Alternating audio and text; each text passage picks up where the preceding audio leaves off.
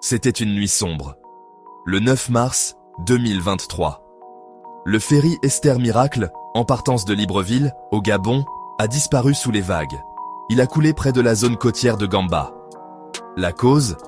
Toujours incertaine. Certains murmurent une collision. D'autres blâment la mer agitée. L'obscurité a caché la tragédie qui se déroulait. Les passagers, endormis dans leur cabine, ont été réveillés en sursaut. La peur s'est emparée de leur cœur. Le navire autrefois fiable était maintenant un tombeau aquatique.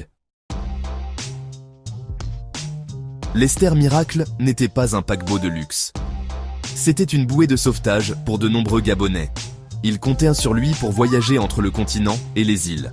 En cette nuit fatidique, des rumeurs de surcharge se sont répandues. Trop d'âmes entassées sur un seul navire. La mer était déchaînée cette nuit-là.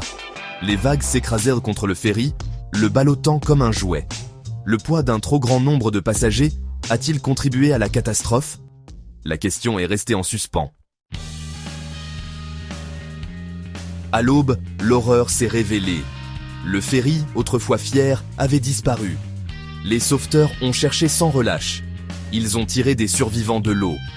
Mais pour de nombreuses familles, l'espoir s'est transformé en désespoir. Le bilan officiel des morts reste inconnu. Certains disent que des dizaines ont péri. D'autres murmurent que des centaines ont été perdues. La tragédie a laissé une cicatrice au Gabon. Elle a rappelé à tous la fragilité de la vie. Le naufrage de l'Esther Miracle a provoqué une onde de choc à travers le Gabon.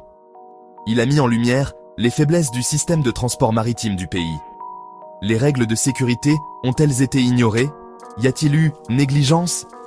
Cette tragédie n'était pas la première du genre au Gabon. Le pays a un historique d'accidents maritimes. Chaque incident sert de rappel douloureux.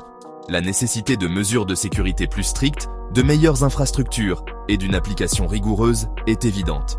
Le Gabon doit agir. Il le doit aux victimes. Il le doit à son peuple.